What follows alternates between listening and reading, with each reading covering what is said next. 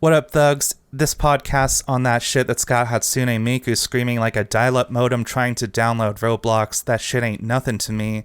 Welcome back to another episode of the Super Despair Hour. Today the show is going to die, and it's going to reincarnate in another world where we'll hit max level and we'll become very overpowered, and we'll be surrounded by like a harem of like beautiful cat girl maids who are like inexplicably attracted to like Z-list podcasters. It's gonna be great. Dave, do you prefer Rei or Asuka? Asuka usually, but also, how did you know about my dream? I didn't tell you about that. Oh, that's everyone's dream. That's been everyone's dream for like the last 20 years, I think. Yeah. Well, okay, fair enough then. It's hard for me to pick one between Rei and Asuka because I watched Evangelion for like the first time like just 2 or 3 weeks ago, and it was like it's been a big disconnect because I've been exposed to that show like just through meme culture for like 20 years. And like every 2 or 3 episodes, I would like point at the screen and I'd be like, I've seen that GIF before. I've seen that. And it's like, oh, it's something totally different than what I thought it would be. It's a pretty decent series. I don't quite understand the obsession with it. But you know, I liked it. I thought it was interesting. Weird ending, but yeah, I don't know. Yeah, maybe I just didn't get it. I watched both the anime and the end of Evangelion movie, and the ending was weird in both cases. Yeah, I don't know a ton of the history behind it, how it got super popular out here, but I think if I was to take a stab at it, I think it's probably just one of those cases where like, oh, this is the show that spawned like the type of waifu character that a bunch of people have just been arguing over for like 20 years. Yeah, that could be it. The reason I liked it, I thought it was cool because it the angels were like really weird and kind of different. It wasn't just like some anthropomorphic evil demon thing. Like one of them is a fucking triangle. Like that's kind of freaky. That's I my like favorite one. It's like a big fucking cube with like the drill at the bottom, and it had like a big fuck you laser. It was yeah. And if aliens came down, they wouldn't be like octopuses or like big spindly human looking things. It would probably be like a fucking triangle that just fucked your shit up. Yeah, for real. It was pretty good. It was a fun watch.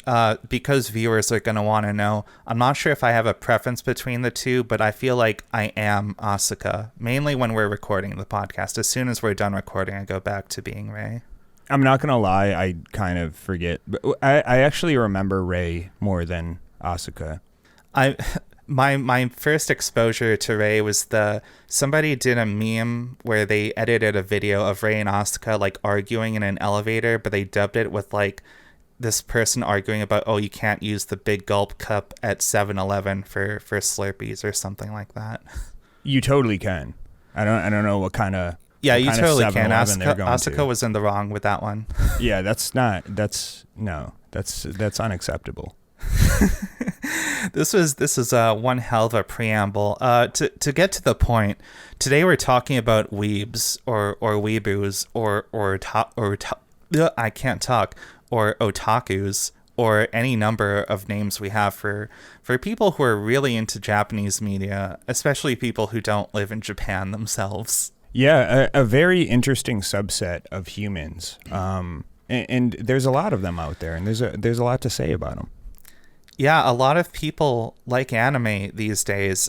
It could be someone you know. It could be someone you love. It might even be someone who's listening to this podcast right now. But you know, there are solutions. You can get help. There is a better world out there. Yeah, talk to your children about being into anime a little bit too much. Yeah, for sure.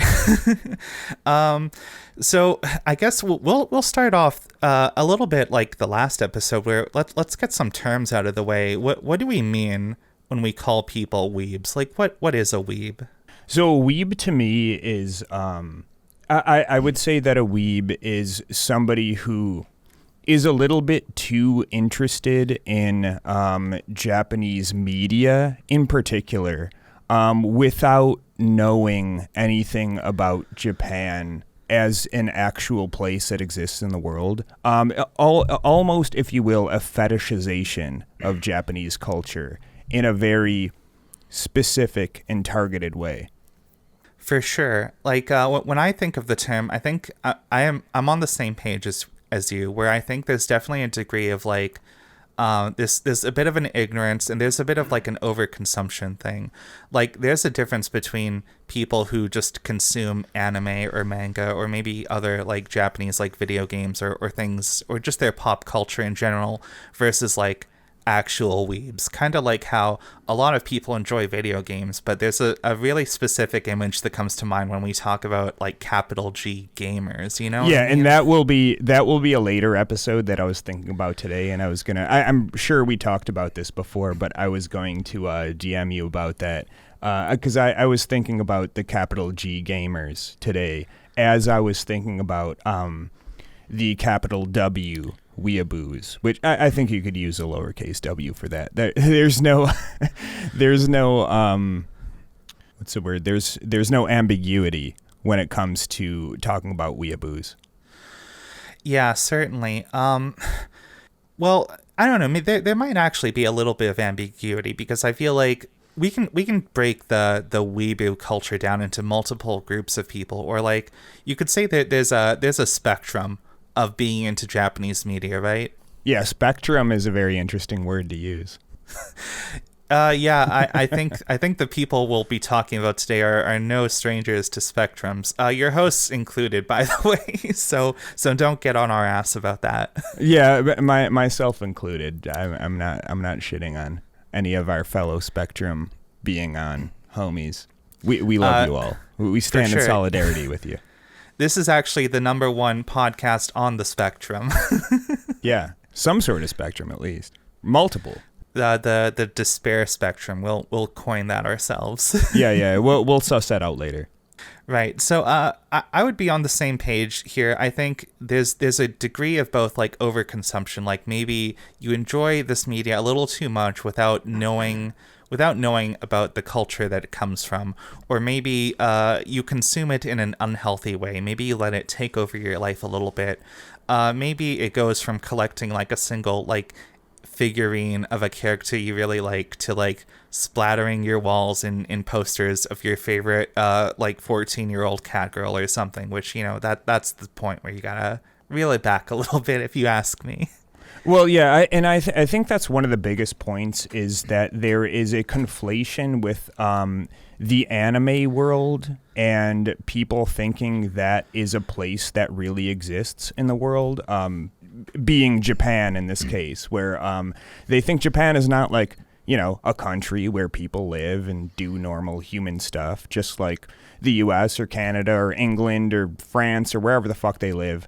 They think of it as this magical land, this magical anime land where, you know, harems exist and everybody is doing cool, like, samurai shit and Naruto runs, and they're all everything's magical and cool. They think all of Japan is like Akihabara and like maid cafes and like anime studios. and they do exist. Like, that's a thing, but that's I mean, I guess the analog you could make is like watching American movies and thinking everything is like LA or New York, which is what 99% of movies are set in.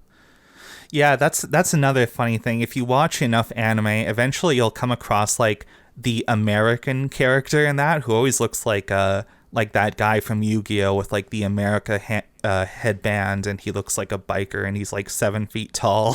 To be fair, that is what everybody in the United States looks like, myself included. True. They've got us on that one. There's that ambiguity where every character in anime looks a little like culturally or like ambiguous. Like a lot of people read anime characters as white people until they depict an actual like American foreigner on the screen, where it's like, oh, okay, that's how they see us. Yeah, I really love when there is an American character and you're watching the Japanese audio one. And they have clearly a dude who speaks zero English, like reading the voice lines, and they're just like, Hey, what's up, buddy? Okay, man, let's fucking go. I'm going to fight you now. I don't know if you're familiar, but that the best example of that to me is fucking oh god, what was his name? The old man, not Jotaro, his father in part 3, whatever. in JoJo?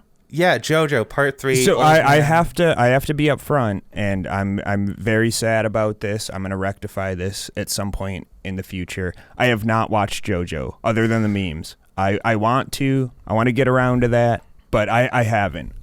So I'm sorry. That's devastating. I already feel devastated. I've destroyed all my weeb credibility because I've got a brain fart and I forgot the old man's name. But yeah, so we're both fucking really up here, I guess.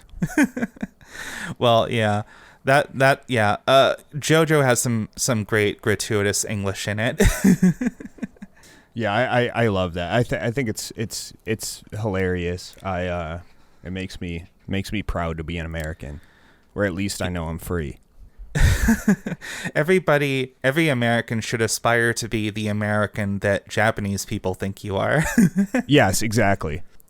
Right. So I think we're on the same page for like what a weeb is. And I guess in the context of this show, we're mostly talking about fans of JP Media, like as we know them out here in the West, as some people would call it, out in North America, because there's definitely Japan has its own culture of these people, the otaku culture, which a lot of people think, oh, that just means you're like a big nerd for something, but there's definitely a lot more of a social stigma to it out there than people might realize.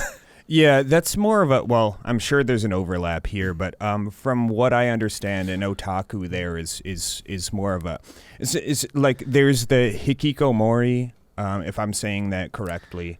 Yeah, that's right. Yeah, which that's an actual, like, never leaves their house and only consumes media, and their mom feeds them, like, they're instant shut-ins. ramen. Yeah, they're shut-ins. But, like, an otaku also, they might live a somewhat normal life, but their life still revolves around watching anime, playing video games, collecting figurines, stuff like that. Right. And when we talk about otakus, we mostly think about like anime and manga and those sort of fandoms. But from what I understand, you can be an otaku for basically anything in Japan. Like there was a story I read recently about train otakus who this guy got into a beef with. There was this like white guy who lived out in Japan. He like owned like a Mexican restaurant or something, and he was just like riding his bike down the street, and he like ruined this like he like photobombed this train coming down the road, and a bunch of like train otakus who were like waiting there with their cameras like almost got into like a big street fight with him because he ruined their photo. And it's very funny. That is amazing. I mean, I do like trains. I respect the train otakus. I will say based and train pilled, as they are too, but I wouldn't get mad at somebody for photobombing my train pic. See, I like trains, but I don't think either of us likes trains as much as the train otakus, because those guys are like an actual menace. Like from what I've heard, they will they've cut down like public trees just because they were in the way of the shot they wanted to take of a train as it was coming by, and just stuff like that. And a lot of people out there apparently hate them. Okay, I thought you were gonna say they were like eco-terrorists, and they were like, oh, we can't build a railway here because there's a tree. And in that, well, is that an eco-terrorist? That's a weird intersection, but you think there are like eco-terrorism otakus out there? It's like an eco-terrorism, but only for trains. Someone who makes like fucking J-pop music videos with like Ted Kaczynski or some shit. I mean, it's just like Rule 34. There's probably, that person probably exists. Yeah, I heard they're really into arts and crafts and DIY putting things together. I wonder what they're up to nowadays. I don't know. I heard they're really into farming because they were buying a shit ton of fertilizer for some reason. Where were we going with this? Right, there can be otakus for anything. but we're talking mostly about weebs, otakus, that sort of people, as we know them out here in North America. And I wanted to lay some groundwork here. So like, what's the appeal of Japanese media? Like, why has this one country managed to export so much of its pop culture out here? Like, we don't really see a ton of people who are like obsessively into like Turkish like animation or like French like comic books or something. So, well, like, what's the appeal of anime and manga to people out on our side of the pond? Well, to speak to that thing, I think there is actually a historical precedent to that, which is like post-World War II Japan, which was very, America really got its claws in there, and for that, like the West exported a lot of shit to them, but also there were cultural imports as well. So I think this has been going on for quite a while, and there's definitely some things that have been around for quite a bit, but also this is a theory that people might get pissed about, but like I think there was a lot of a relative lack of quality as far as animation went in the West in the 80s and 90s or something like that. Whereas Japan has consistently put out bangers for a while, and once that gets brought out here and localized, like it's pretty appealing. Like there's a lot of good shit. Let's not lie about that. There's some really good stuff that I definitely grew up with watching without any real knowledge of Japan or Japanese culture or anything like that. So that's definitely a stepping stone or a portal into Japan and getting curious about that. For sure. I want to expand a little bit on the first thing, the historical side of things, where after World War II there was a lot of like cross-cultural stuff going on. But the funny thing is around that period, around in the 1950s, some of the earliest anime, from what I know, it was inspired a lot by like the early Disney animations around the time, which I guess that ties well into our last episode. Like one of the classic animes that was around then was Astro Boy, which was like directly inspired by some of Disney's early animations back. That is actually the one. Yeah, that's the one I was thinking of when I went on my previous tirade. Is Astro Boy was definitely one of before my time for sure, but I am familiar with it. That's old school. yeah, like old school. But Astro Boy. Right. There was also Speed Racer. There was Kimbra, Speed Racer. The White Lion. Somebody did a huge YouTube essay on that one. I think it was a Big Joel thing. No, I think that was it was Adam from Your Movie Sucks. Oh no! Oh yeah, it might be. Yeah, he did like a multiple hours long thing about Kimbra, and I remember watching it at some point. That God, that show is so much more racist than you can imagine. I definitely watched that video, but I kind of forget everything about it. So I'll definitely revisit that. Well, that's just kind of what happens with the YouTube video essay milieu. You just kind of, it's in one ear and one out the other. Yeah. I mean, it happens. There's a lot of good shit out there. You can't remember. No it disrespect to my beloved video essay homies out there, but I consume a lot of this stuff very passively. Yeah. There's the same with anime. Yeah, for sure. Well, some anime. So that's what I wanted to expand on the historical note, but I am going to agree. I think when you say that there's a lot of good shit they've got in their animation that we don't out here, I think Japanese media really fills this like niche that we really don't have in like our own pop culture out here. At least I think it's starting to appear out here now, but definitely when I was a kid, like throughout the 90s and like 2000s, I think when we look at animation in the US, it's very much relegated to like, okay, this is a thing for kids. It's meant to be funny. Yep. It's meant to be not very serious. It's meant to be like inoffensive. It's supposed to not piss off like the Christian PTA moms or whatever. Oh yeah. Yeah, and there's like some animation for adults too, but it's all like just like crude sitcom shit like The Simpsons and Family Guy and all that. Yeah. I'm gonna date myself on multiple levels here because that was definitely something that struck me about the one that comes to mind first is I remember when I was a kid, when I was probably in like middle school, I used to sit out in the sun porch at my family's house and I would watch TV till the wee hours of the night, and there were shows that were like on Comedy Central and shit like that, stuff like really obscure shit like Duckman or The Tick, which were made for adults, and that was just so novel to me. Like it was just like this what cartoons. I remember both of those. Yeah. Duckman not so much, but I remember The Tick. Yeah, and there was other shit too, and I'm thinking of the other one that came to mind was have you seen Heavy Metal, the movie? God, I know what you're talking about. I've seen like clips of it. I haven't sat down and properly watched it. I need to check it out. Yeah, it's like it has a really bizarro, neat style to it. Yeah, very cool, like gritty old like 90s comic book style to it. But it looks like Rob Liefeld if he was good. Yes. that's a really good way to put it.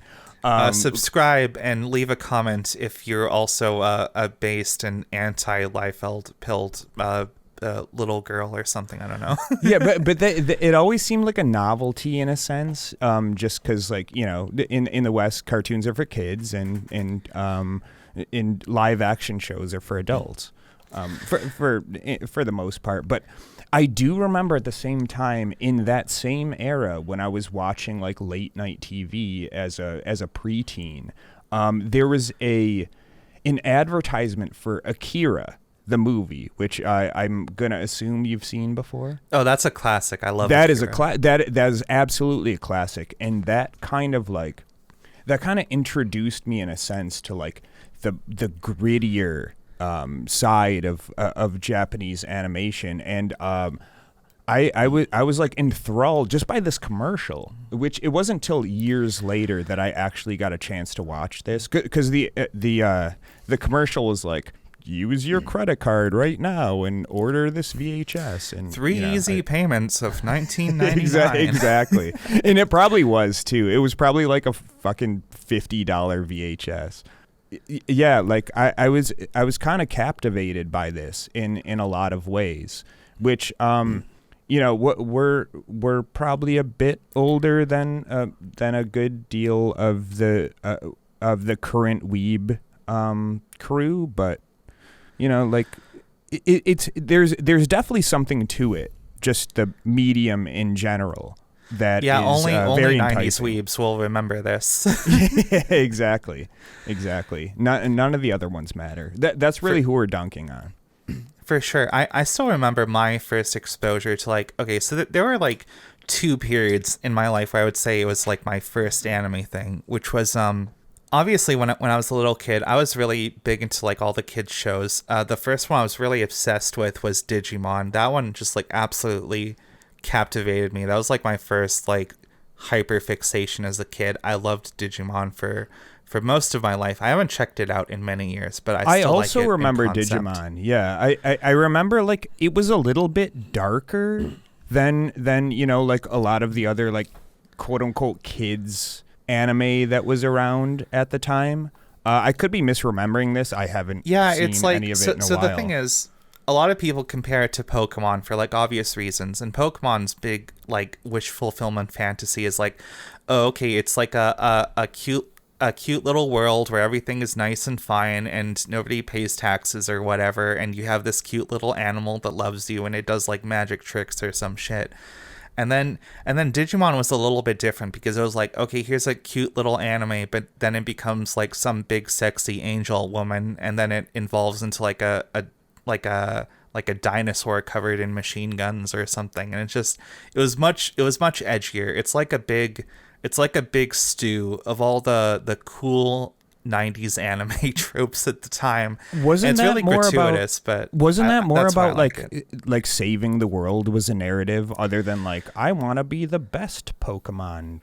Yeah, kind of. person. I mean, I remember the first movie I ever saw in theaters was the first Digimon movie, and that movie, if I remember right, it opens with like this big fucking dinosaur that's just like blowing up buildings, like apartment buildings and shit in Tokyo or whatever. And I'm like, oh, that's cool. And I would spend like the next like 5 or 6 years of my childhood just imagining Digimon like blowing up every building I didn't like my school. Yeah, there you go. Wish fulfillment. We can come back to that one. But yeah. The point I was making is, so my first exposure to anime was like all those shows that I saw when I was just a little kid, like 5 or 6 years old. But the thing is, like, I didn't think of Digimon as something like really distinct from the other cartoons. I was just like, okay, this is just like a really cool looking cartoon, right? But it was when I was around like middle school age, back when G4 Tech TV was the hip channel to watch. I remember on that TV. one. Yeah, they were one of the first Western TV stations that got a lot of rights to broadcast some anime out here, and that was my first exposure to, like, let's call it more adult or mature anime. And two of the big ones I saw, these are my earliest memories. I got really into the original Trigun, which was I loved that show to this day. Never seen it. I know what you're talking about. Never seen it. Oh, Trigun is great. It's like some like sci-fi western thing, and the guy has like a big cool jacket and a gun, and there's like, yeah, the world sucks, but it's awesome. It's a lot of fun. And the other one I watched was Black Lagoon, which is like a fucking Tarantino movie of like mercenaries and smugglers and shit out in the Southeast China Sea or something like that. And it was a lot of fun as well. Yeah, I've also heard same thing. I've heard of that, but haven't watched it. For me, the ones that like really stuck with me as far as just like serialized stuff was Dragon Ball and Dragon Ball Z and Sailor Moon, actually. And I remember Sailor Moon was on TV for a little while, but when I was very young, I think like 10 or 11, this girl in my class she was obsessed with Sailor Moon, and she actually had like fan subbed original Japanese language VHSs that she let me borrow.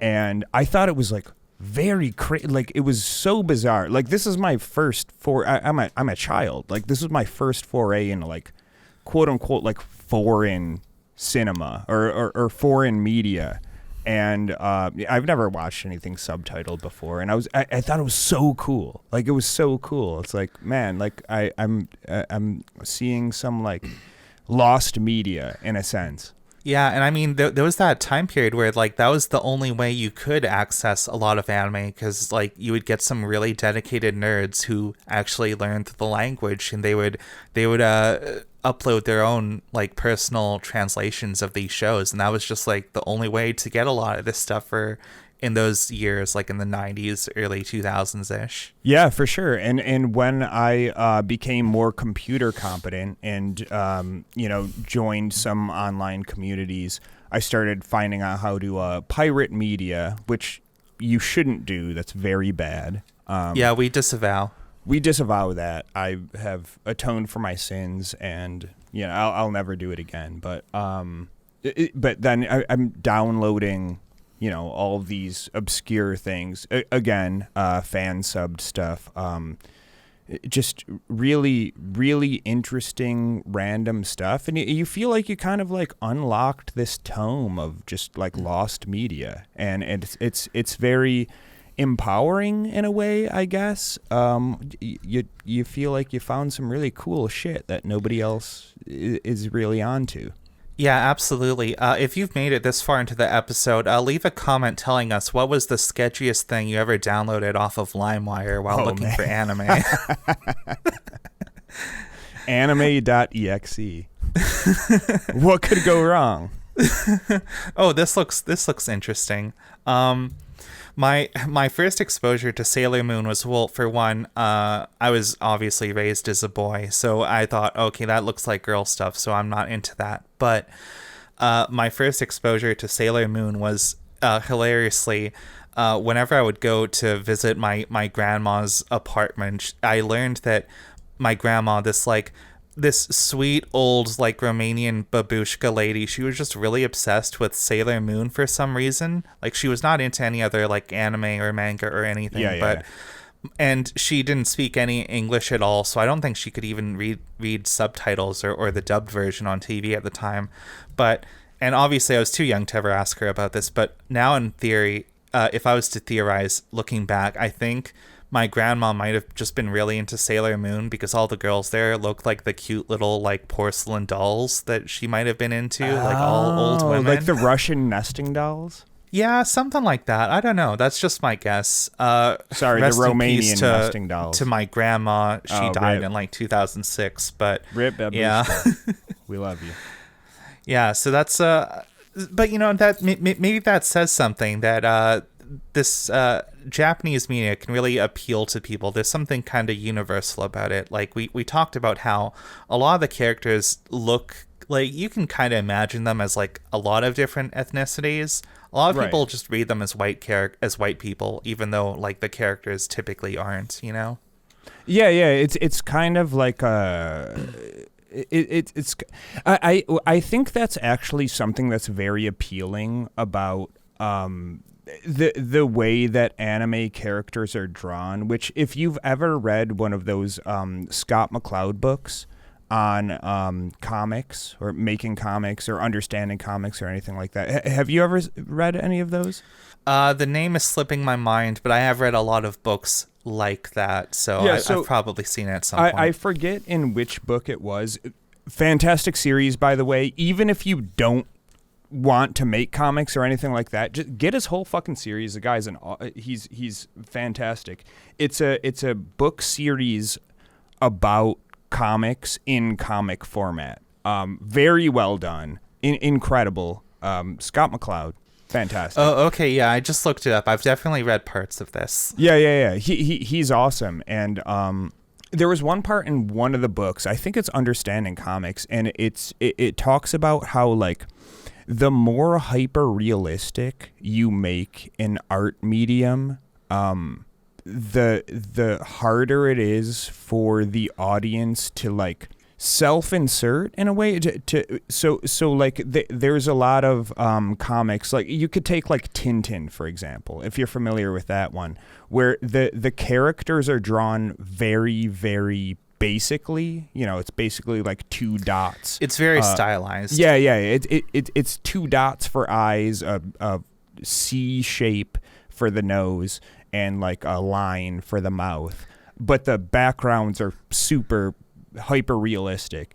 And the reason for that is because you can identify more with a character that's just, you know, like less fleshed out in a sense. You can identify with them more.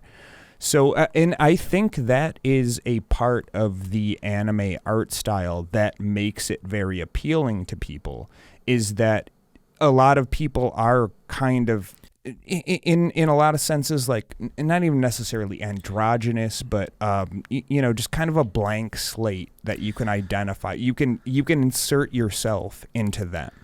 Yeah, there's a definite like simplicity to the popular anime style. Like you think, when you think of anime, obviously there's a lot of very like differences between different series. Like a character from like K-On! Does not look like Shinji from Evangelion, but sure, they've got the big eyes, they've got the small mouth, it's easy to project yourself onto them. And I think that's a good like contrast when you look at, say, like American comics and animation, where at least to me, I never got really big into American comics, but like everybody in those typically looks very very like idealized, right? Like you've got the very curvaceous women that look like models. You've got the big muscular guys. If you've got if you're looking at like Rob Liefeld, everybody looks like they're covered in tumors, and they have covered tiny in tumors feet. with tiny pointy triangles for feet because he never And they're learned how to draw they're that. covered in pockets and pouches. He loves his like utility belts and pouches and things like that. Just everybody has like a bunch of creases on their body for some reason. If you've never seen it, there's a video on YouTube where I'm losing all my credibility again. What's the big comics guy? Something Lee. Stan Lee. God, I'm such a fucking nerd. Where Stan Lee is just like absolutely like tearing into Rob Liefeld as he's like drawing a character at his desk. It's like the funniest shit you'll ever watch. Yeah, he is. The thing that pisses me off the most about Rob Liefeld is there are people right now who are really talented artists that are having a hard time like making ends meet, and for some reason this guy has like been working for decades, and it's like, dude, what the fuck? It's terrible. I'm not even like a superhero comics fan, but I just look at these and I'm just like, I don't need somebody to tell me these are shit. I can see that these are shit. Yeah, it's not great. If you guys are listening and you really like the idea of artists getting paid and making a living, drop a like, a comment, and subscribe, because I'm struggling out here. Yeah, we're dying. We're literally dying in the street. I've been on my Oliver Twist arc right now, and they're not letting me have a second serving of porridge. They just said no. I'm not feeling very kawaii or sugoi right now. Yeah, they're totally bakas out here. Oh, very true. But to bring it back a little bit, yeah, I think when I look at American media, for one, superhero comics have always been weird to me, because I think part of the reason I haven't been able to get into them is it kind of feels a little bit like propaganda. Like everything seems very America focused, and all the characters are very patriotic, and everybody believes in like American values and stuff like that. And it's kind of off-putting. Whereas like in Japanese media, don't get me wrong, there are a lot of very sketchy values out there, and a lot of like very nationalist-leaning manga artists and whatnot. But there's a bit more of a diversity in the kinds of stories they tell, and I think you don't really get that as much in the animation and comics you see out here. At least not in the past. It is getting a little bit better nowadays. Yeah, that's something that I never really understood is when you watch like Spider-Man or some shit like that, it's like, oh, I have superpowers. All right, I'm gonna be in New York City, like making sure an old lady doesn't get her purse snatched. But they all live in poverty. Like it's like, dude, there's no shot this would happen with like 99.999% of fucking people out there. Anybody who had superpowers would become a fucking megalomaniac psychopath overnight.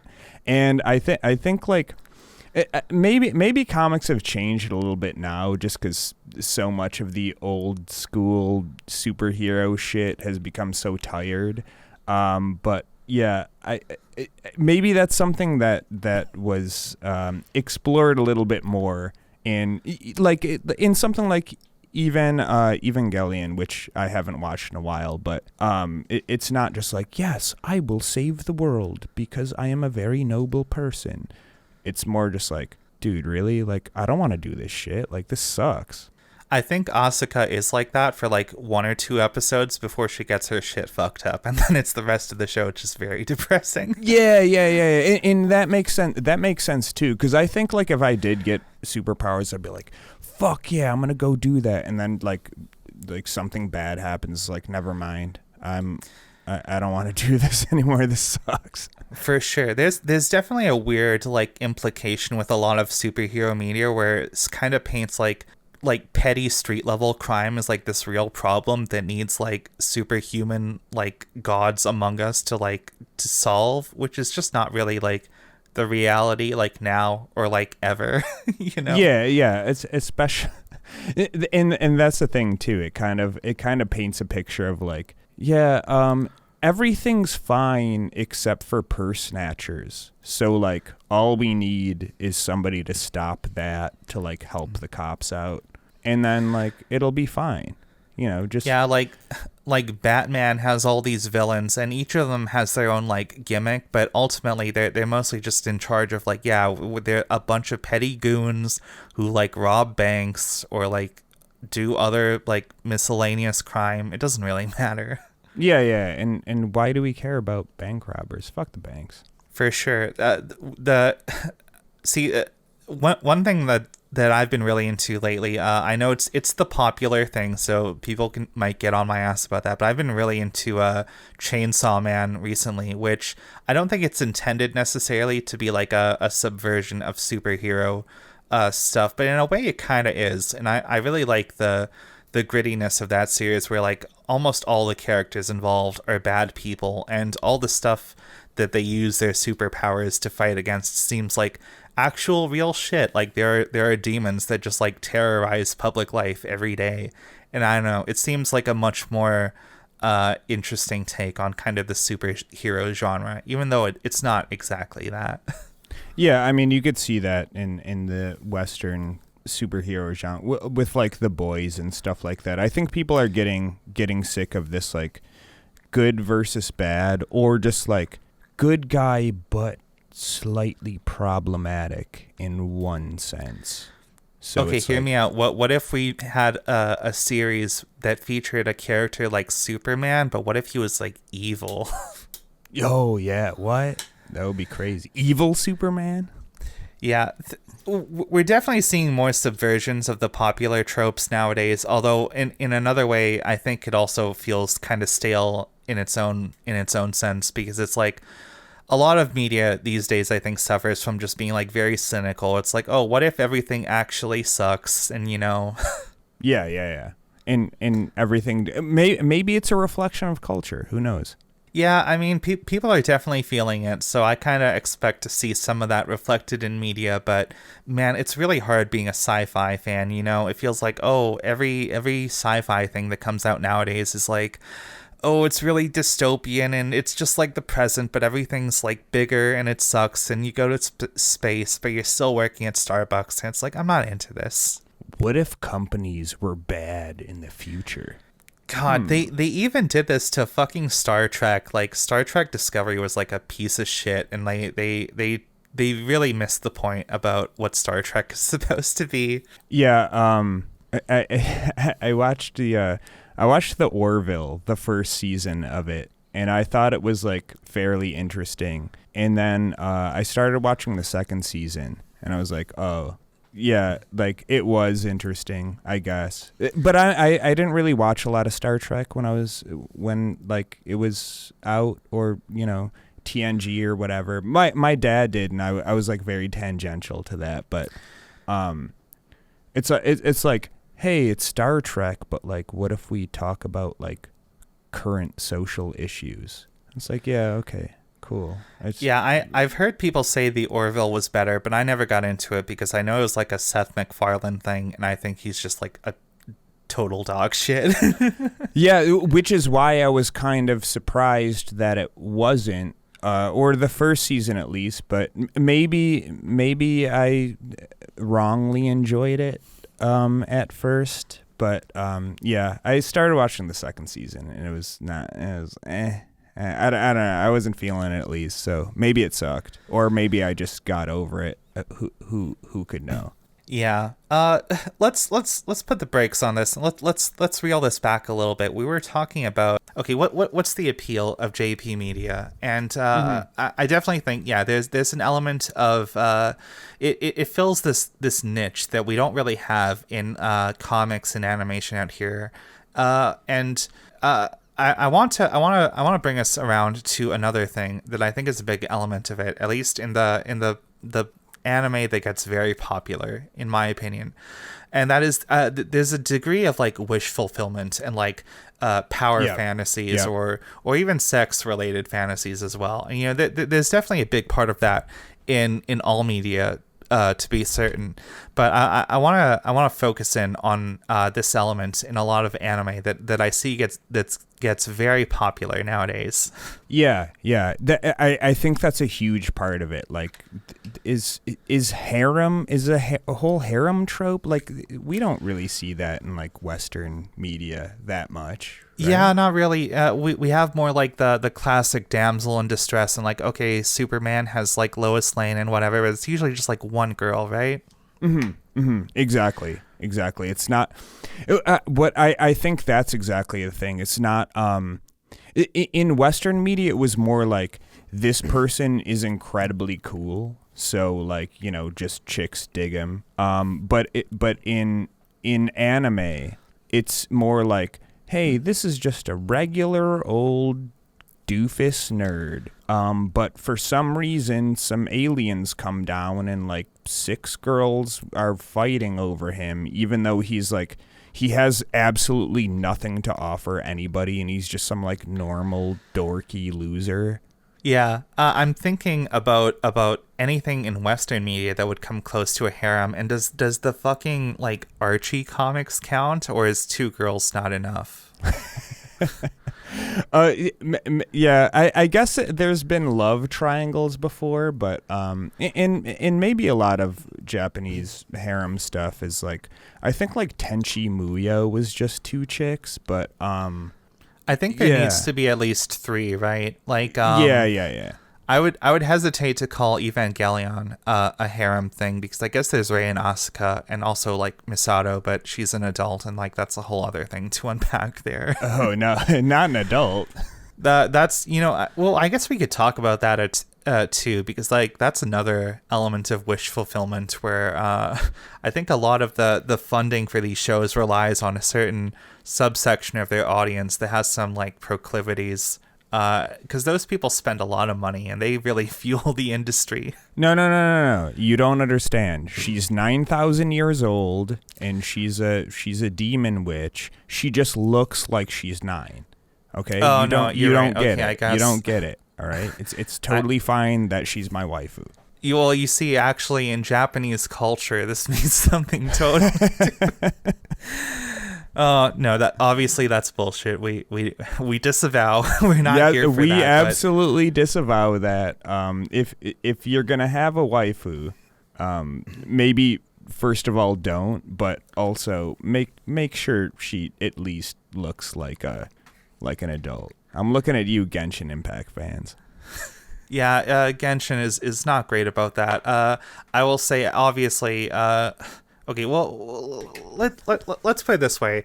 I think if you're watching Evangelion when you're 14, one, God help you, what went wrong, and two, I don't think it's a big deal if you were like head over heels for like Rei and Asuka when you're also 14 years old, because that's the demographic. Well, I don't know. Evangelion, it's not a shonen, but when we talk about shonen, that is like anime and manga that's explicitly aimed at like middle school, high school age boys. So yeah. But I will say, as I get older, I have obviously, I think, well, I guess it's not obvious, but I think all the anime women that I like the most tend to be like older women types. So I've got that going. Yeah, I was always like a Faye Valentine stan. Oh, I can see it. Yeah, she's pretty cool. Yu-Gi-Oh! Was such a weird case where like the subtitles for that out here just like completely butchered that show and made it much more for kids. I mean, it was literally for kids when the original material was very different. Yeah, it was very jarring to me as like an older teenager / adult to see, because Dragon Ball I grew up with, just, you know, like it used to be. It was a Funimation dub, I think, and this was back where they had way more rules on like what was appropriate and what wasn't. And you could see it with like Nintendo games and shit in the 90s and all that type of stuff. Sure. But when I revisited that as an older person, and I saw that like there's scenes where like Bulma is like flashing her pussy to Master Roshi, and I was just like, dude, what the fuck? Like, you is can this really not tell. is this not a kids show? Like, I thought it was a kids show. Was it just You can really tell that stuck with people, because to this day I see OnlyFans girls on my Twitter that dress up as Bulma, and I'm like, you know what, I get it. Yeah. And I'm not gonna lie, man. When I was a fucking preteen, I was like, Bulma, love her, absolutely. Big fan. For sure. Do you know the original story behind Yu-Gi-Oh as a franchise? Not really. I was never a big Yu-Gi-Oh consumer. Oh man, I was big into it when I was in elementary school. I had my own deck of cards, and I would play the game with people. Did you have like the arm band that like stored the cards in it, and you just like whip it out? No, I didn't. I wasn't that big of a nerd, and also I never saw those sold in stores here. And if they were, I think so that's the real reason. Well, okay, that's like half of the reason, and the other half is I think I would have been too embarrassed to ask my mom for one of those. No, Mom, it's really cool. Trust me. Yeah, so I first got into Yu-Gi-Oh when it was like animated out here, and it was like the 4Kids dub. But as I've learned as I got older, apparently there was a manga for it that went and it covered a lot of stuff that happened before the animation. The thing is, Yu-Gi-Oh wasn't always like a card game thing. It was like this story about like, okay, you've got Yugi, and he's like possessed by like this ancient pharaoh guy who's like really into games and stuff. And they played a lot of like high stakes, like life or death, like gambling games and stuff like that. And eventually at one point in the manga, it was like a very adult thing. It was like a horror manga with like gore and shit like that. And it was that there was one arc in the manga where they introduced like the card game, and that just like really blew up in popularity, and that's what people knew it for. So I guess at some point the creator was like, okay, I guess this is just like a card game franchise now. So that's what happened. Interesting. I didn't know that.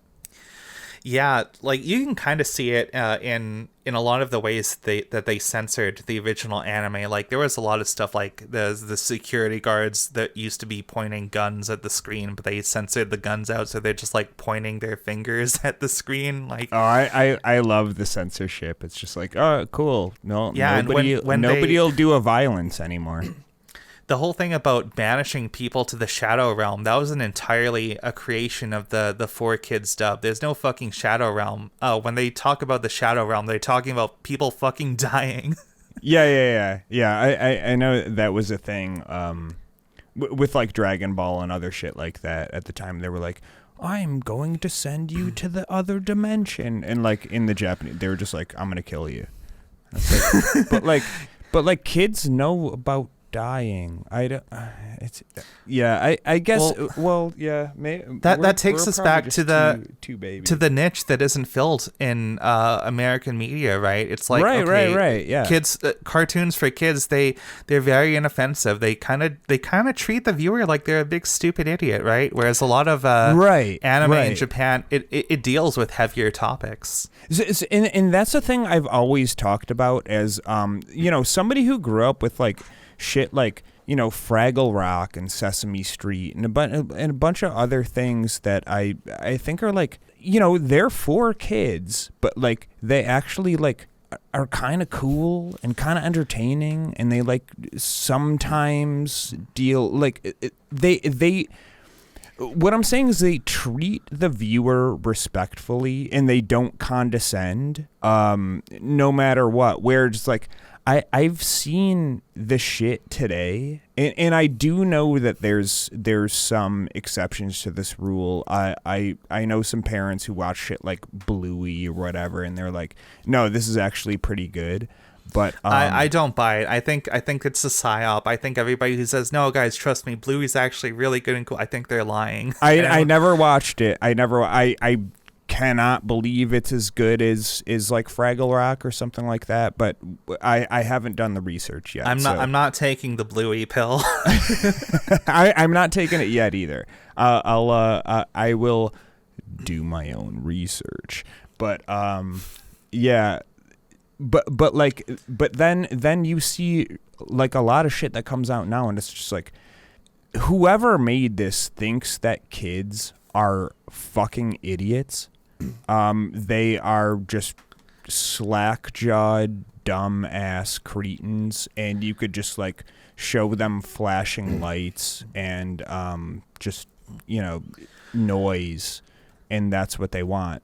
In maybe we're onto something there. Maybe when we saw these shows as heavily edited with the dubs that they were, there was actually something there of substance. Because you know, like, Japanese media don't really care about censorship that much in the sense of like sex and violence and stuff like that. They're just like, it's just funny, you know, it's just funny.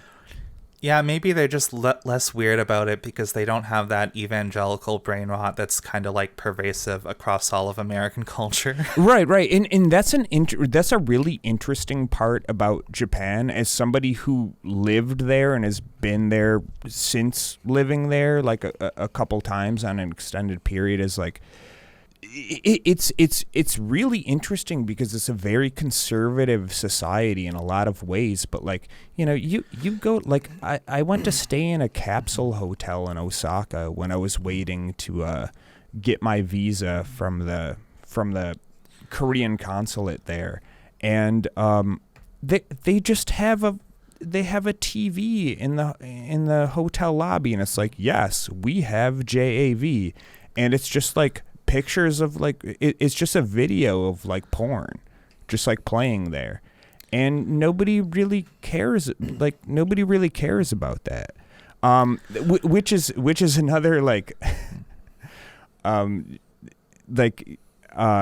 puritanical society thinks like, oh, if you show sex and violence, people will do sex and violence, therefore we hide it.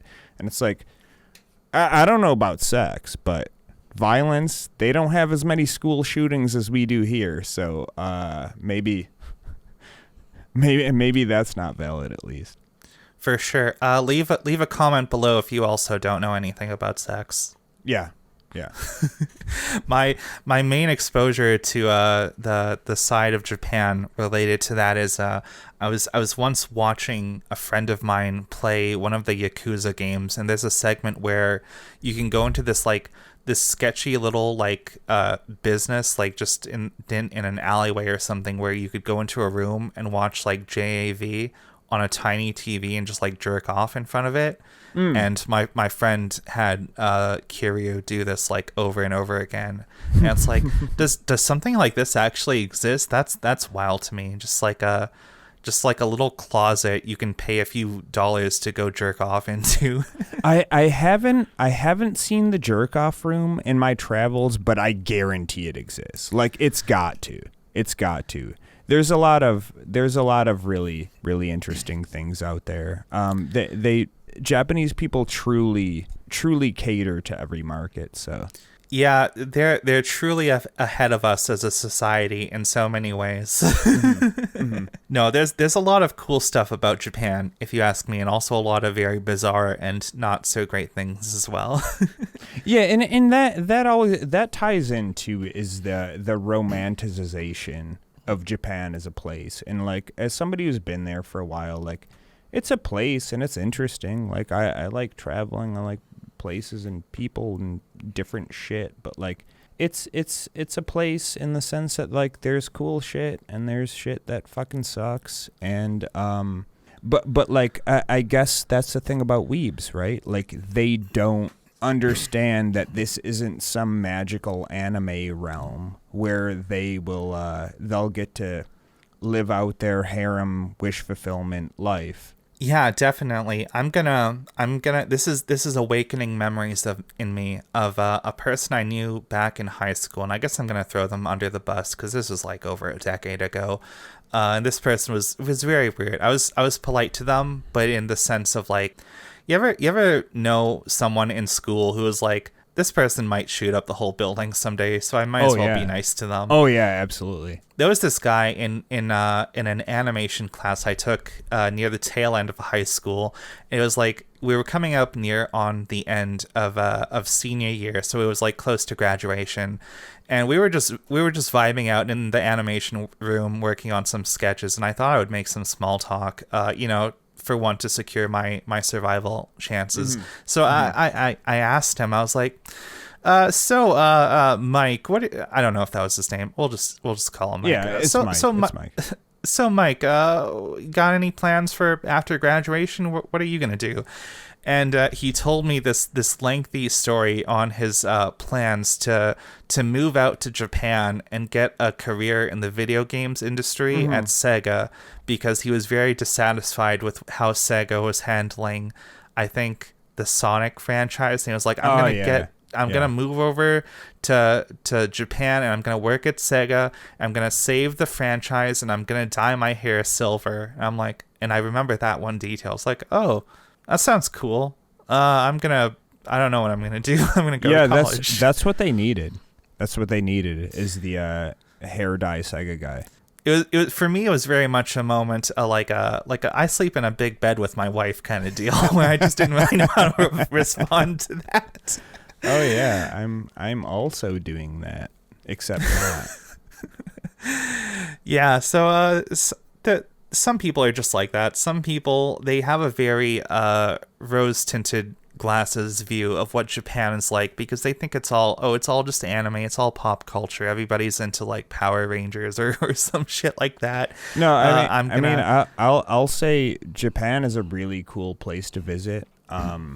It sucks to live there, or that's my experience at least. It's not just cicada sounds, harems, and video games. Like, it's a fucking grind. I mean, if you're independently wealthy and you could just exist there, maybe it's cool. I do like being there. Just the day-to-day life is very stressful, and I think that's one of the reasons that Japanese media is the way it is, because there is very much an onus to create escapism and wish fulfillment media, because the day-to-day life for the average Japanese person, it fucking sucks, man. It fucking sucks. And there's a variety of factors with this. It's a hyper-capitalist society. The work culture fucking sucks. There's not a lot of individualism, and when you watch the average anime, it's a really good way to escape that. Yeah, Japan is an extremely conservative society, and when we say conservative, we don't necessarily mean in the way that like a lot of our listeners might be used to, like out here in the US, where it's like, okay, you've got your QAnon and your like crazy evangelical types, and like the fucking old man senator who just really wants to like nuke Iran before he finally dies so he can get off one last time. But yeah, Japan is like, it's a very hierarchical society, right? They have like an order to, like, everybody has their own place in society, and you have to like respect that order. And I think that level of rigidity and that like conformity that's expected of them, I think that plays into why you see a lot of people just like really wild out and make some very like very creative and like out there media that kind of breaks the mold a little bit. Yeah, which I think is a really interesting dichotomy, because when you combine the culture of Confucianism with the hierarchical stratification and expectations of corporate capitalist work culture, it's gonna get really rigid there. And yeah, also we're to blame for that. We did that. That was post World War II. We sorry, capitalism guys. Over. Yeah. Sorry, we did that. Like, the nuke was pretty bad, but that was the real lasting damage, if you ask me. Honestly, agree. The plus side is, like, Japanese people make some really good shit, man. They got some nice industries. I I trust Japanese engineering and manufacturing. I drive a Honda. It's a good car. This stream isn't that Korean, or am I thinking Hyundai? No, Honda is Japan. Honda. Yeah. Okay, that's Hyundai is Korean, which are also good.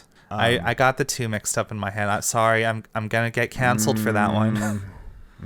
Conflating all Asians together. Although, as somebody who lived in Korea for several years, there's a lot of similarities with all of that type of shit. But as far as media goes, I think Japan has been doing that for longer, so they have more of a cultural export when it comes to animation and music and movies and manga and all that type of shit.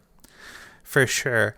And you know, while we are talking highly about JP Media and how some of it can be really cool, let's not pretend that the anime and manga industry isn't just as brutal and soul crushing as like all other work culture out there. Just in the past like couple of years, we've seen some very like high profile manga artists who have literally died from being like overworked to death, like the creator of Berserk. Yeah, and that's another thing that I would think like a weeb would not really acknowledge or more sinisterly give a fuck about, because it's not a system of people and artists and shit like that. It's just like, this is an ecosystem of stuff that I like, and I don't want to think about any of the other shit with that.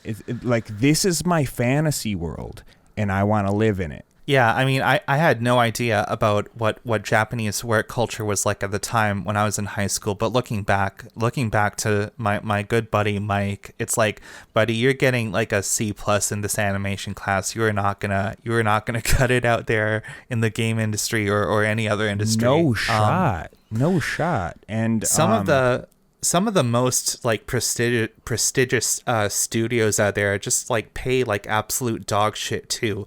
Like we try not to get too topical or like in the headlines on this show, but recently there's been a big fuss about Studio Mappa, one of the big high quality anime studios out there. The people working on Jujutsu Kaisen, they get paid less than fucking like fast food workers out there for a job that requires like a much higher level of like pre-existing skill on just like long hours. And apparently that show is just like falling apart because they've lost a bunch of people working on it. Oh yeah. And in the same vein, look at the credits roll of some of your favorite Western animation. I know like Steven Universe, I know for sure. Probably like Rick and Morty and the new Futurama. I cannot say for sure on these ones, but just look on it. You are going to see Korean names only. And a lot of that stuff gets exported to right. Not exported, it gets outsourced. Yeah. Outsourced to Korea. Yeah, and why? Is it because Koreans are the best animators in the world? They're good.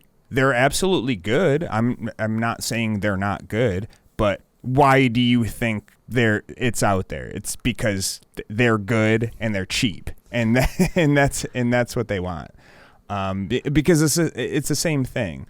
When you put a little Confucianism and a lot of like good work hard for the company culture out there, that's all you need to do, and people are out there busting their ass, doing a very skilled and creative and technical product, making a very skilled and technical product and they're getting paid fucking dog shit.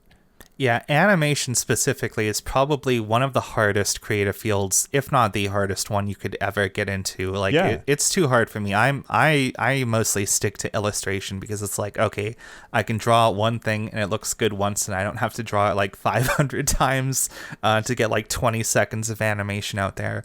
It is not easy, and people who do it should be paid a lot more. Yeah, absolutely, but. Again, this is something that that weebs don't think about or they don't care about. Because in I guess this ties into our next, they don't acknowledge the humanity of actual Japanese people. Once again, they're living in a fantasy realm where Japan is a magical world where all of their fantasies and dreams come true. There's nothing bad there, and if only I could go there, all of my bullies will disappear overnight. Yeah, I agree completely. And that's a good segue to where I want to towards the tail end of this episode, where I want to talk about we've been pretty generous towards weebs and otakus in general. I think, some people are a little cringe. Some people might have bad taste. Maybe they're just a little too attached to their favorite franchise. Maybe it's just like a comfort thing. And, that's fine. Everyone has the right to be a little bit cringe. But for this last little bit, I want to go... We're gonna put on our hater mode hat. We're gonna go a bit hard on some people. I got mine on. I got it on. I'm ready. Excellent. Yeah, I want to talk about the people who have just that very specific image of Japan. And, we talk about how, okay, Japan has some cool stuff going on, but it's a very troubled society. There are a lot of issues out there.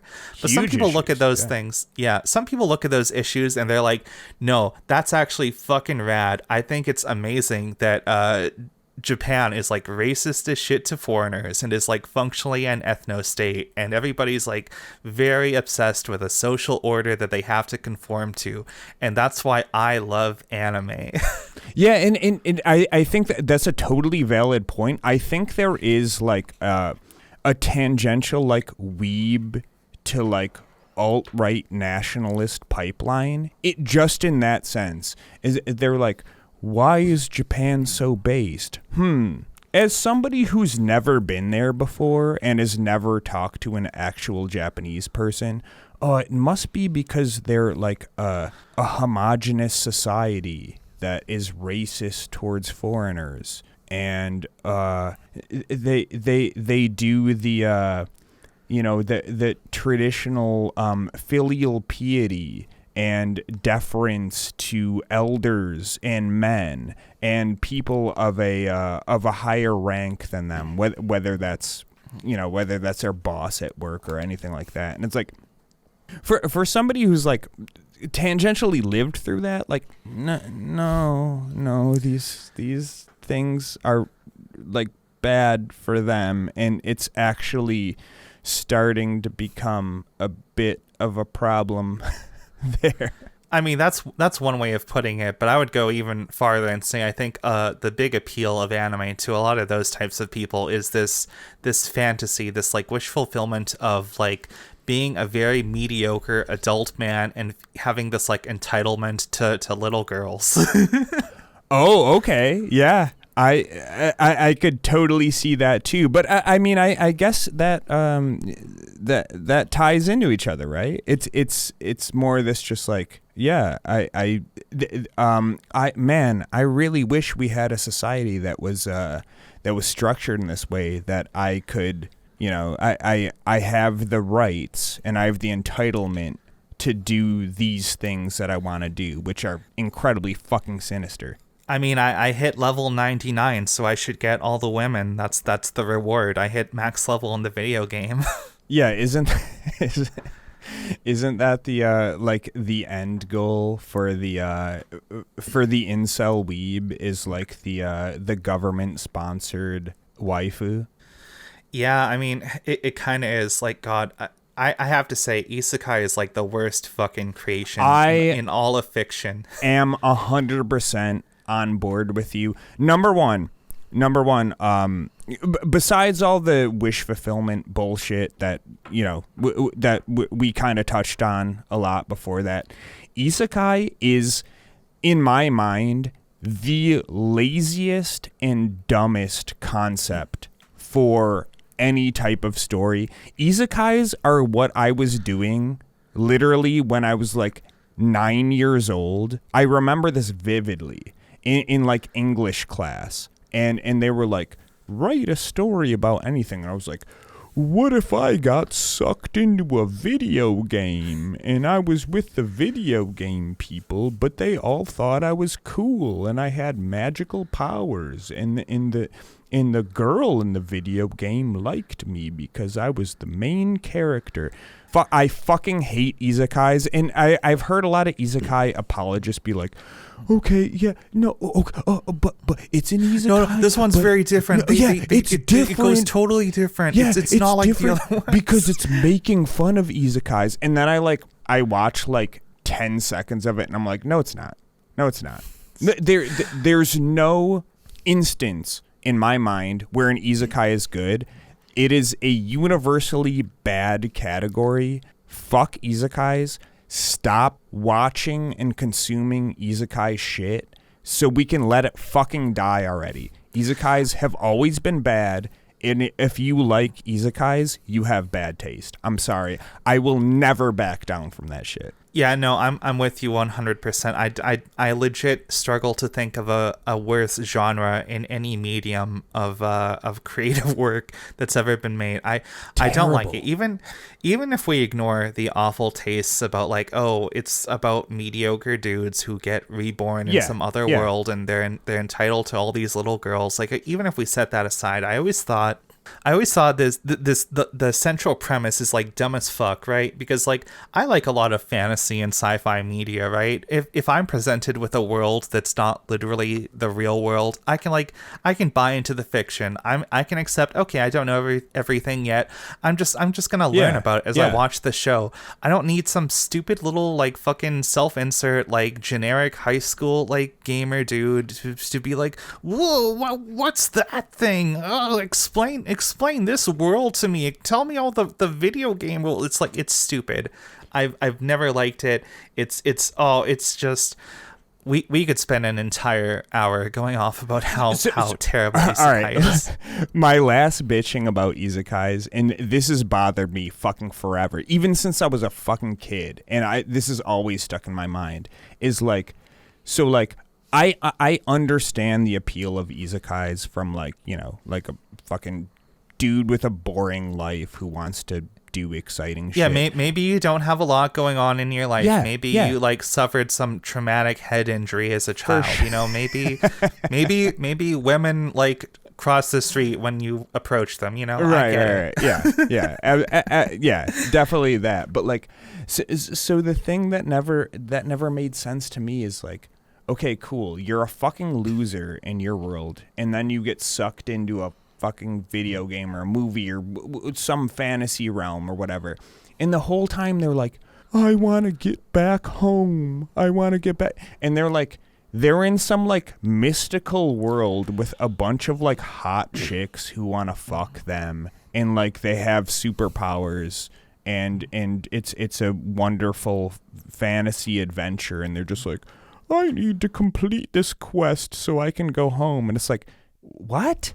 No, nobody wants that. Like, why wouldn't you want to live there forever if you're like, because it's wish fulfillment, but at the same time, it's like, I have a harem of hot chicks, and you know, I'm really cool here, but I want to go back to my like shitty bedroom with my piss jars where my like stepdad is yelling at me. I'm just so desperate to do that. So that's the whole quest. I don't relate at all. Like, do you guys listening right now really think that I was like a little kid and I thought, oh, I can't wait to be a podcaster when I grow up? No, like if I got hit by the truck and I went to the cool cat girl dimension, like I'm staying there. Okay. Yeah. Like, goodbye. Same. My whole quest would be like to not go back. For sure. Yeah. Okay. We were talking about isekai, but there's a lot of other anime that attracts like a certain unsavory element in the weeb fandom, which we're going a little hater mode onto. I guess it's not quite an isekai itself, but have you ever seen the Goblin Slayer anime? That thing sucks ass. Yeah. So I don't think it's an isekai because I think all the characters are from the world itself, but it kind of has all the tropes. No, it's like the generic it reeks RPG of isekai world. because like I do remember this because like this is when when my sister was still married. Her ex-husband, like, he was like, yo, let's watch Goblin Slayer, and he was like, warning, the first episode is kind of fucked up, but it does have this like isekai, like everything's so cool here, and then like a woman is like it's let's just say violated by a goblin at the end of the first episode, and it's just like, oh, yeah. Goblin Slayer fucking sucks. I feel like, I don't know, I think it's one of those shows where it's rare for me to judge people based on their media tastes. Well, no, that's not true. I'm very judgmental, but usually I keep it to myself. But Goblin Slayer is one of those things where I think if you like this show, I just think you're like a bad person. I feel like the entire appeal of that show is like, it's basically like this far right, like Nazi fantasy, right? Like there's this race of like subhuman like underlings, and they threaten the world, and nobody wants to deal with it except there's this one character who, through the power of like extreme violence and racism, can identify the real problem, and he's going at it, and it's just terrible. It's a dog shit series. I'm sorry if you like it. Like actually unsubscribe both from the show and like from real life.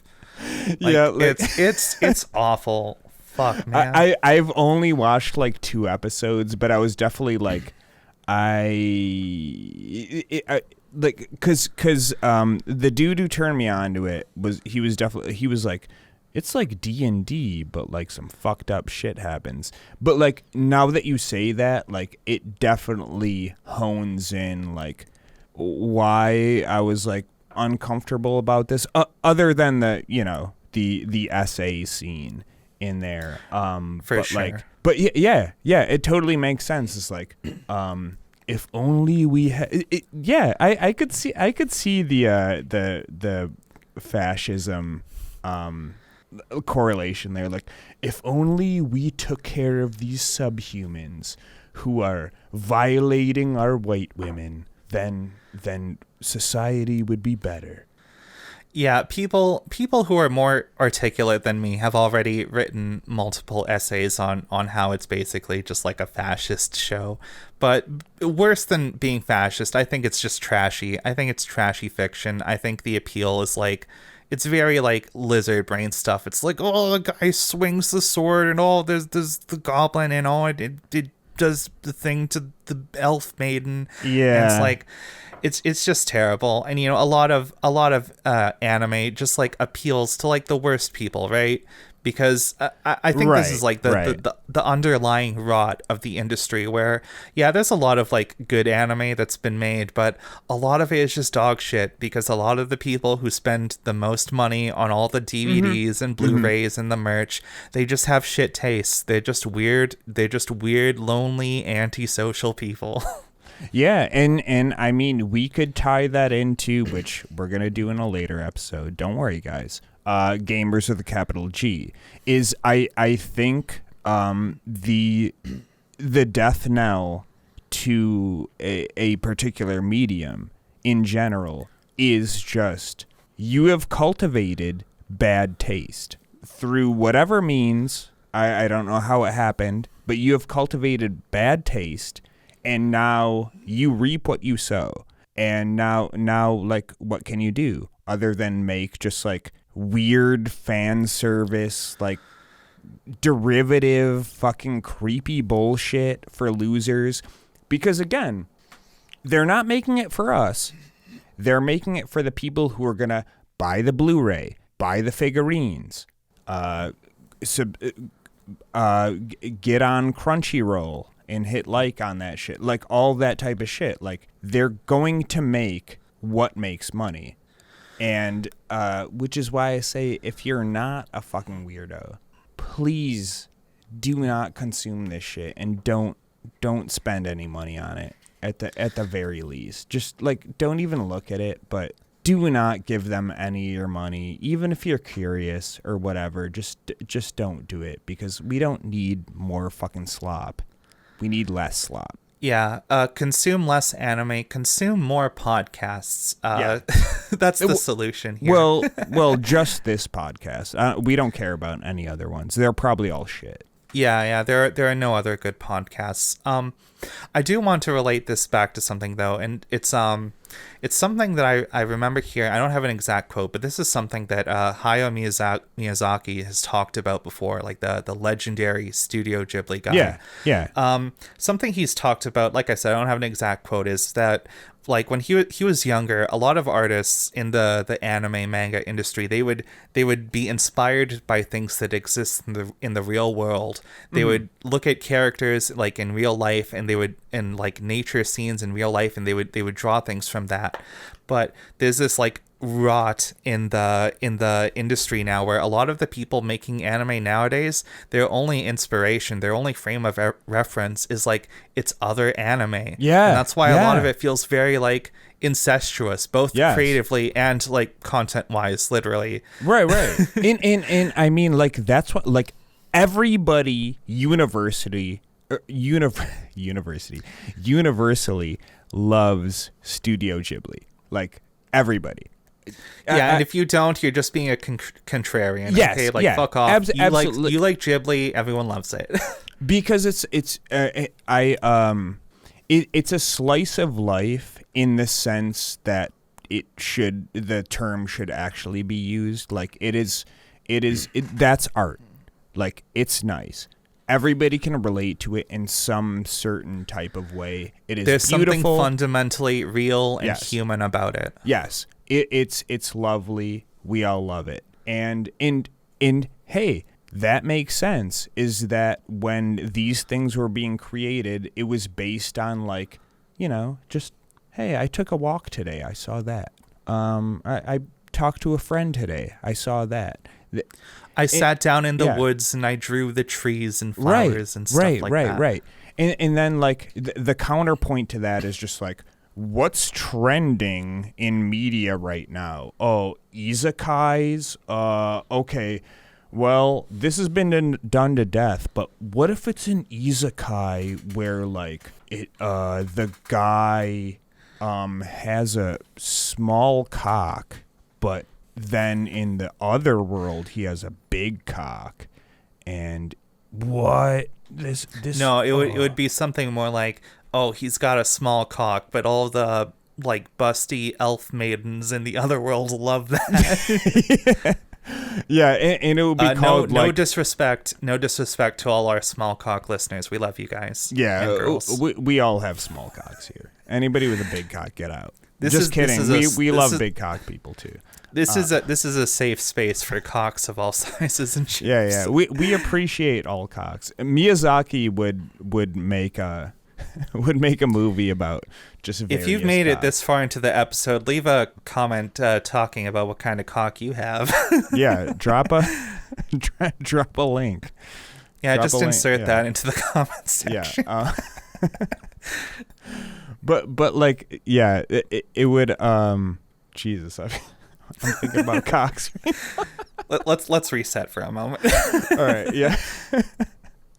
But like that's the thing is like, they're just thinking about like what kind of derivative garbage can we make right now to just to pop off, and you could extrapolate that to all modern media in general. That there are very few people that have an interest in doing anything original, and they're just thinking like, how do I get number bigger?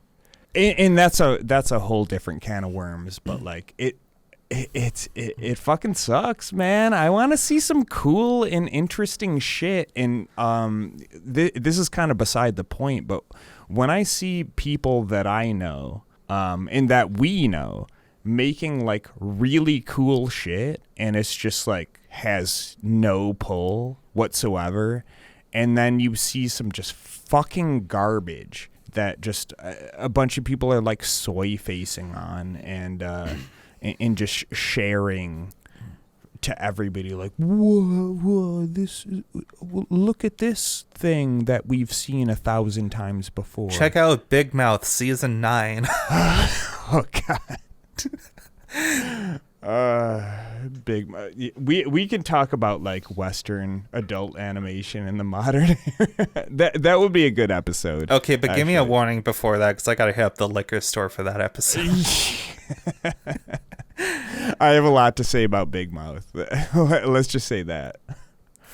But yeah, it fucking sucks, man. It really fucking sucks. In so many ways, it feels like a lot of these like really sloppy, trashy like anime and manga. It feels like they took the long way around to like produce AI art, you know, because that's the problem with AI art. It's like it's all just derivative. It's just stuff that's been done before, but like rejumbled around. And like that's the case when you look at all these like fucking seasonal isekai shows. It's like, is this really anything new? Oh, the protagonist is like a vending machine now. Who gives a shit, dude? Like, fuck off. That's the thing. Is like people get so offended by AI art. But yet they consume this just like fucking slop at the same time. And that's really why I think so many people, more than like the people who have the actual correct take on why AI art is bad, more people I think are just like, oh man, my potential career as a slop artist is going to be taken over by a computer. And for those people, fuck you.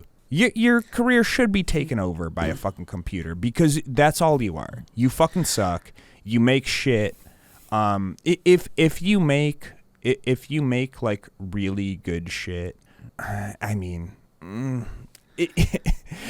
like ideally, if you make good shit, like an AI could never replace you. But yeah, at the same time, I mean, what makes money now? Slop. So. Yeah, more than all the ethical issues around like stolen artwork and copyright, right, and just like making like racist or like sexist content, all that.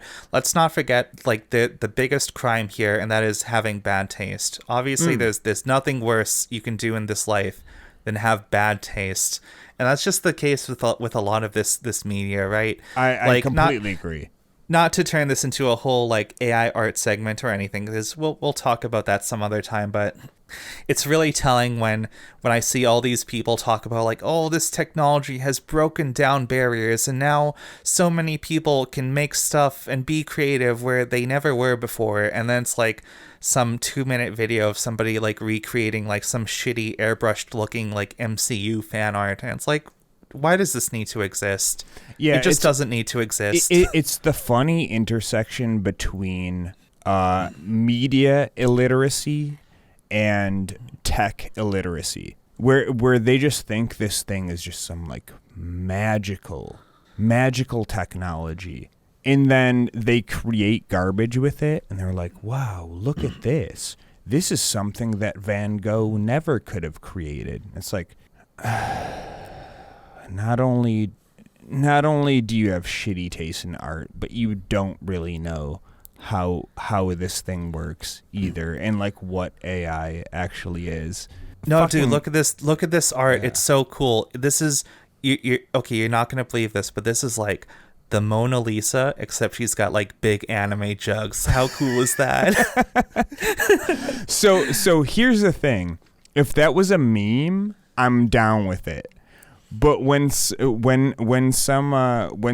loser who is obviously following Elon Musk just to hopefully notice me senpai on that one, is doing that, and they're like unironically like, this is what Da Vinci couldn't do, but now technology allows it. It's like, no, he didn't do that because it fucking sucks. And you did that because you're an idiot and you suck. So yeah, absolutely. I should say at this point, this is a little bit of a follow-up to some stuff we talked about in that first episode, because one of the types of guys that I wanted to bring up on Twitter was the anime profile pics. Oh, and that's kind of what we're getting at. Yeah.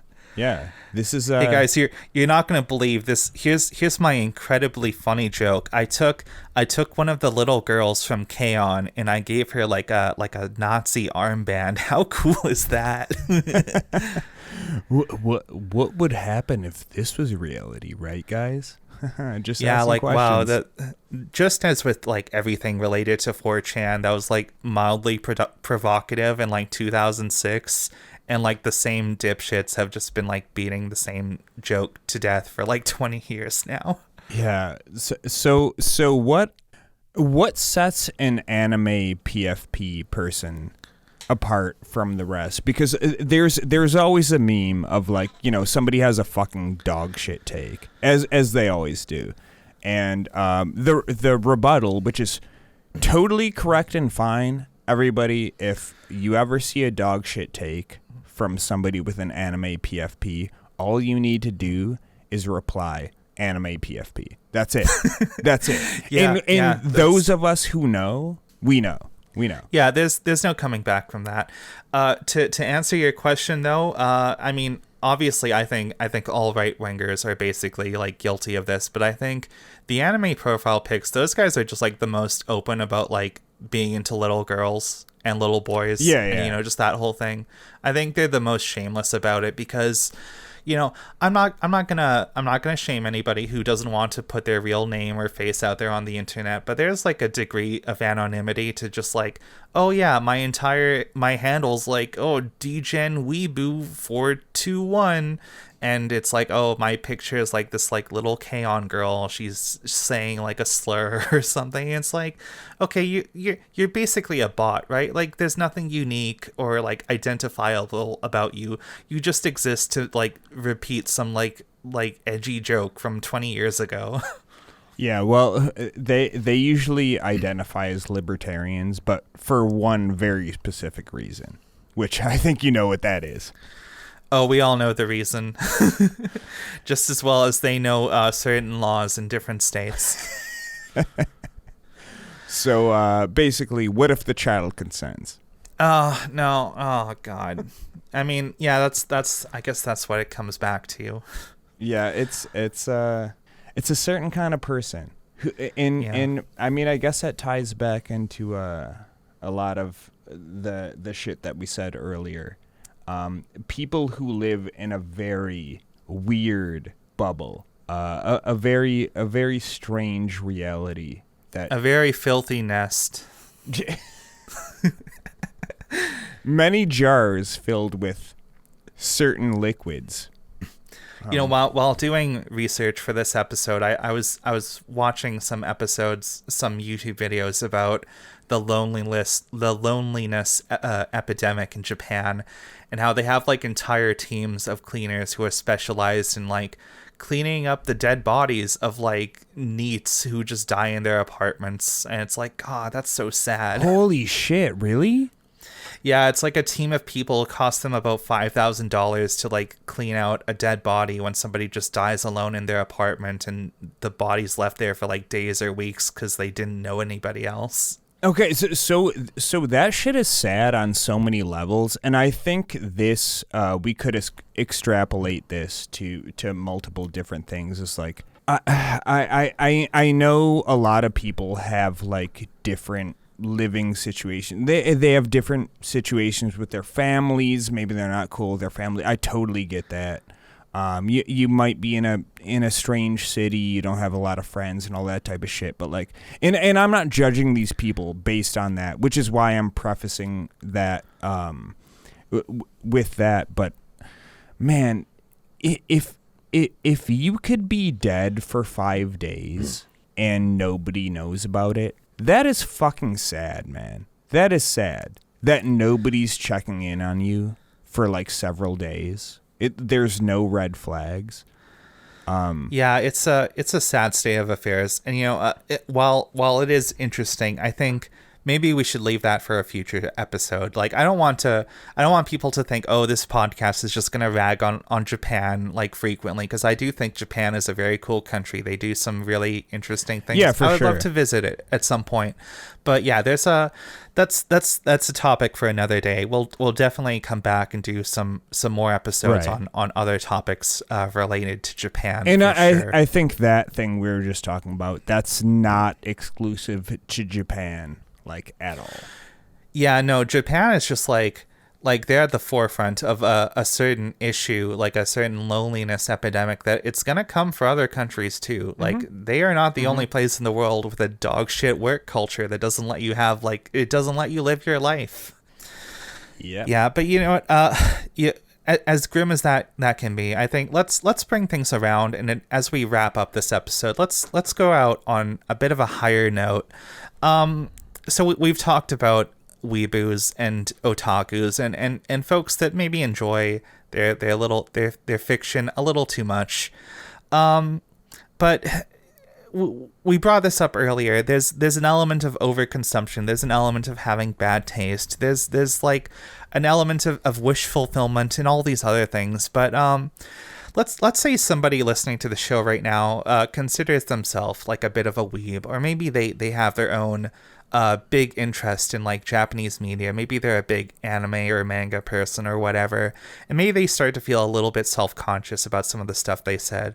What would you say is like a good healthy way to like interact with all this media and like just consume it in general? Yeah. That is a really good question. I will say I lived in Japan for a year. It is a wonderful place. I had my issues living there, but it was mostly like bureaucratic and a lot of like personal shit going on at the time. But Yeah, if you're a foreigner, that's the worst. yeah. Like, think long and hard. Don't. Yeah. My advice to you: don't go to Japan just to go to Japan. Like, you need a reason to be there.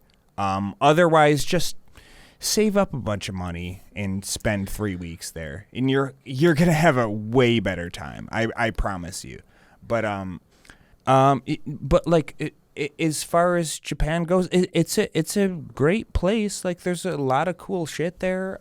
Definitely check it out if you're on the tourism circuit. Like, that's cool. But as far as media goes too, like, there's a bunch of like really good shit there. I will say, like, as far as media goes, I love a lot of the like old school anime, Cowboy Bebop, Initial D, Great Teacher Onitsuka, a lot of stuff like that. Maybe I'm just an old head, but those are the ones that spoke to me the most. I'm sure there's a lot of good new shit out there too, but yeah, just I mean, my takeaway with that, I guess, is don't fetishize this place. It's a place like anywhere else. It's not special. It's not magical. I think a good way to break it down is that anime and manga is definitely part of Japanese culture, but don't think that is all of Japanese culture. Yes, it is yes, not. It is exactly. a very small sliver of it. Exactly. And there's bad shit about Japanese culture, and there's really good shit too. Just like any culture. So don't. Yeah. And like I said before, I think part of the problematic issue of otaku shit is fetishization of a certain culture, and just know what it actually is. If you're really interested, really check it out. Deep dive. Don't just watch some anime and think that you could go to Shibuya and pick up a harem because you're like a white person or something like that. That's fucking lame. Don't do that. Look, if women over here think you're smelly and gross, I guarantee Japanese women will think the same. 100%. 100%.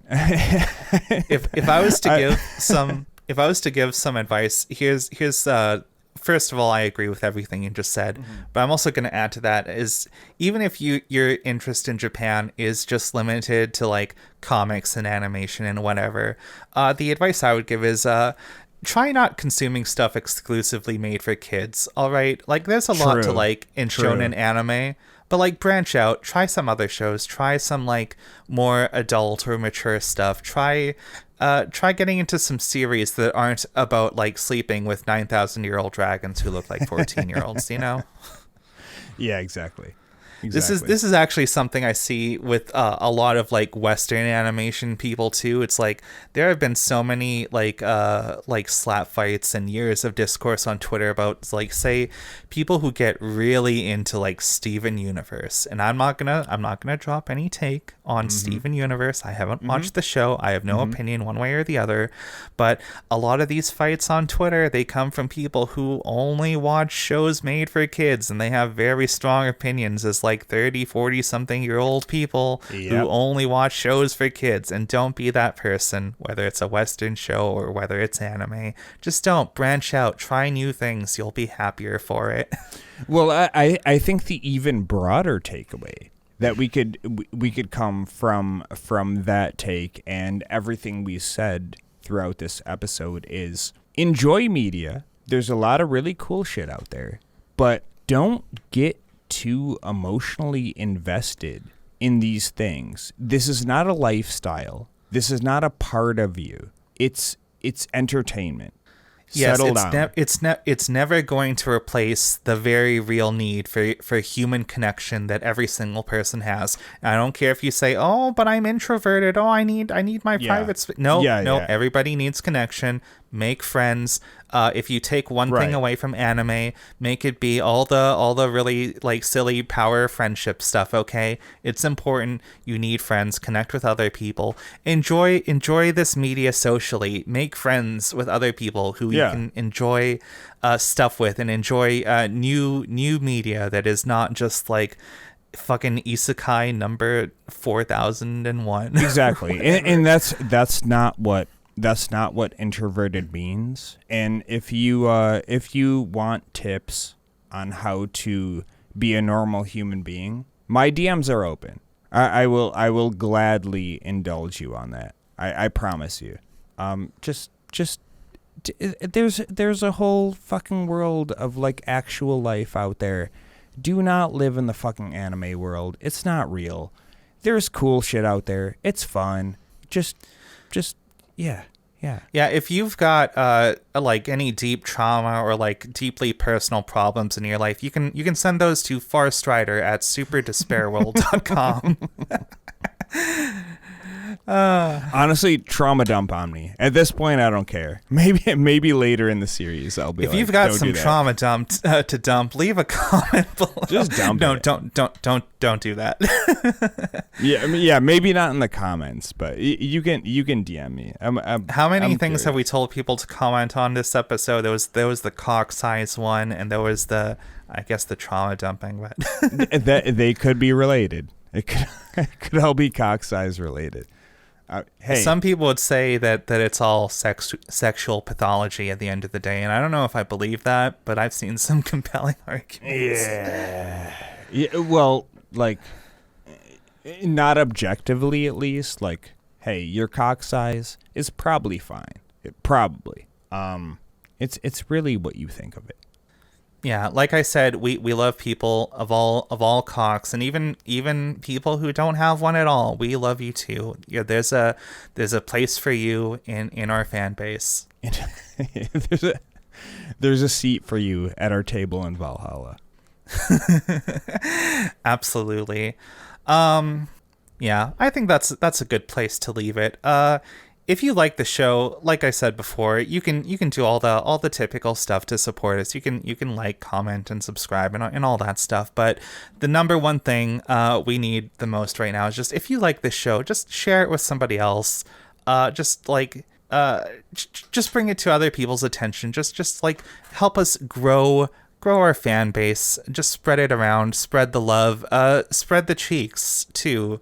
Just whatever. Just put the show out there and make the world a better place. Yeah, show it to your grandma.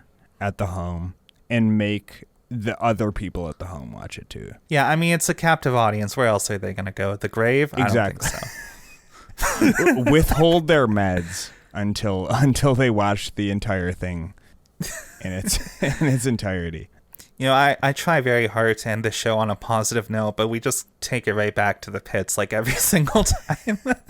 It's fine. Nobody's listened this far. They checked out. They've checked out at this point. Yeah, except for the think real I'm ready. ones. I think I'm ready to check out too. All right. Same. Let's call it a show. All right. Goodbye. See ya.